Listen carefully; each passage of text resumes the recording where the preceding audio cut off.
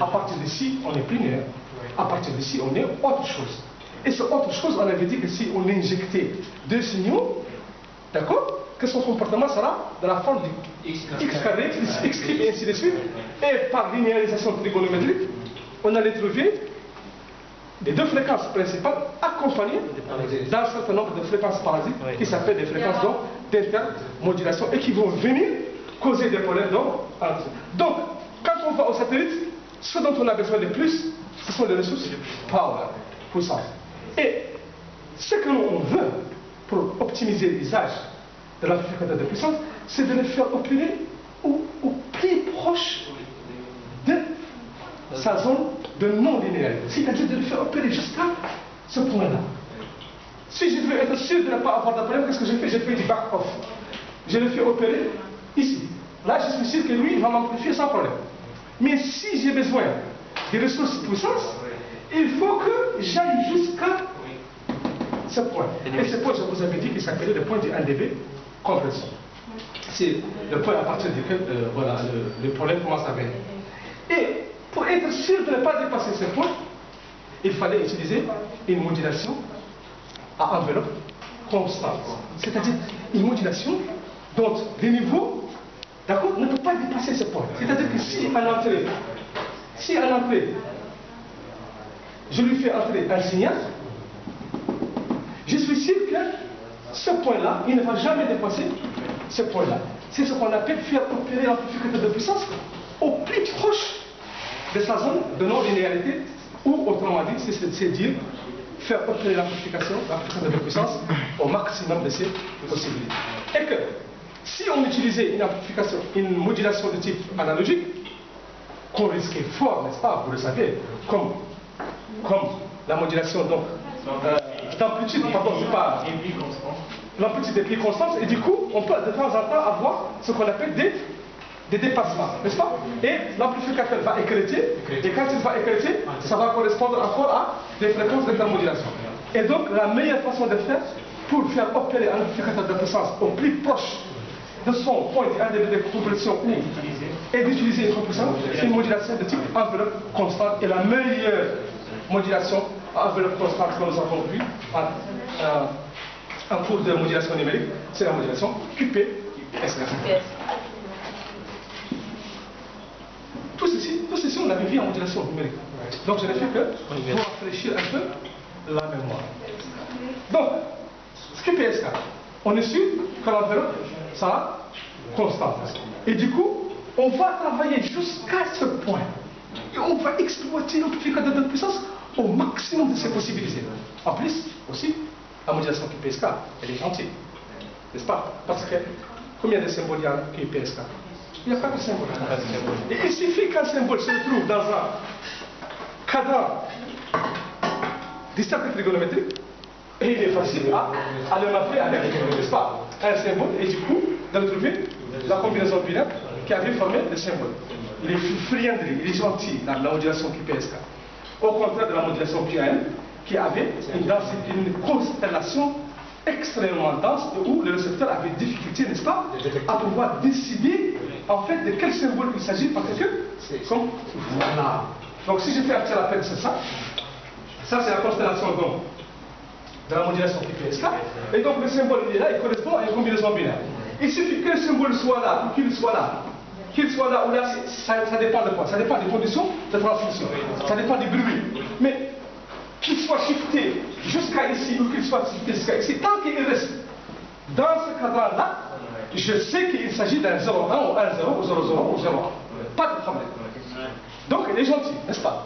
D'abord, il nous faut opérer au plus proche, n'est-ce pas, dans la zone de non-linéarité. Ensuite, pour la décision de mapper un symbole à la séquence binaire, il est facile parce que, au contraire de la modulation QAM, sa constellation, elle est.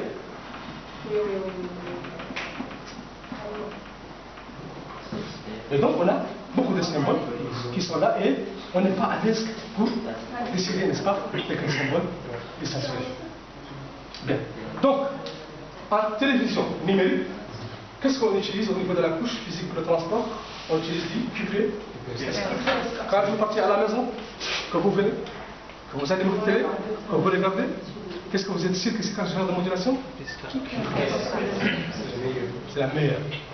Mais, si on part vers le terrestre, on peut faire du PSK. Il n'y a pas de problème. On peut le faire. Il y a besoin de le faire, mais qu'est-ce qu'on aura? On aura de l'interférence, l'intersymbole. Donc, la modulation qui PSK n'est pas adaptée. N'est pas adaptée à un environnement de propagation ordinaire. C'est pour cela qu'un autre genre de modulation qu'on devrait ou qu'on aurait dû voir en modulation numérique, n'est-ce pas? Oui. Et qu'on n'a pas pu voir, faute de temps, c'est pas faute. C'est votre faute. Parce que vous étiez un peu en retard et il fallait faire des efforts pour récupérer le gap qu'il y avait.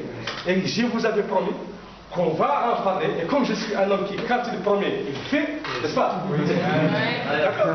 Je vais aujourd'hui vous parler de la technologie, donc, dite MCM, c'est-à-dire Multicarrier Modulation, ou en français, les technologies donc, en modulation multiporteuse, et spécialement la technologie donc, de l'OFDM, c'est-à-dire de l'orthogonal frequency division multiplex, qui est utilisée, n'est-ce pas, dans la télévision numérique terrestre, et pas dans la télévision numérique terrestre, mais aussi dans la téléphonie mobile de 4e génération.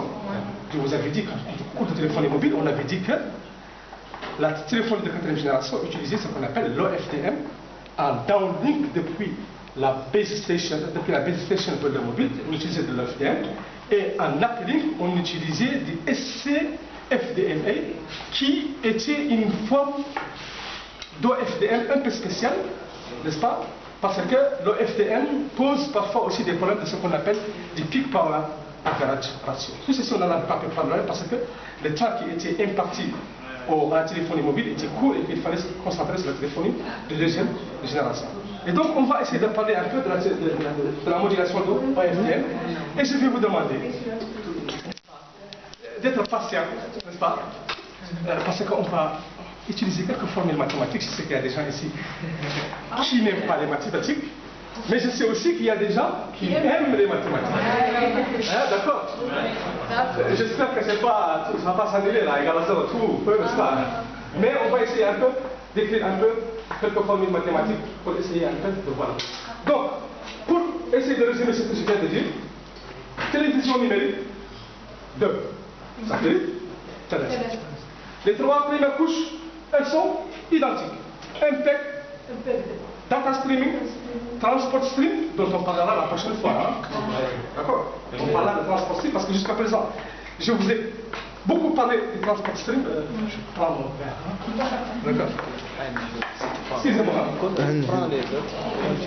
Si tu prends تكبر وقت تكبر 2 minutes 3 minutes apprendre لا تحرك من تكمل خلاص كمل مزيان reste là tu restes 5-10 secondes après tu avances.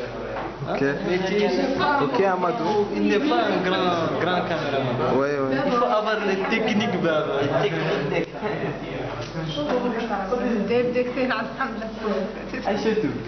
il faut avoir des techniques de caméra.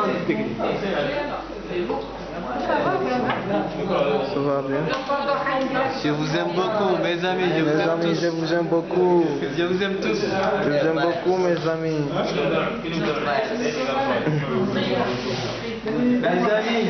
Lebno, je vous aime beaucoup. Mon ami, je vous aime beaucoup. Bien petit, tu vas voir. C'est ça.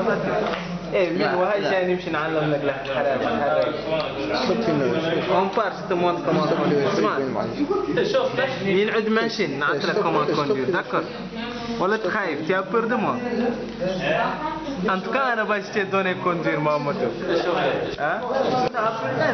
Je ne pense pas. Hein? Si tu veux, on part ensemble. Stop je. Ik wil video staan.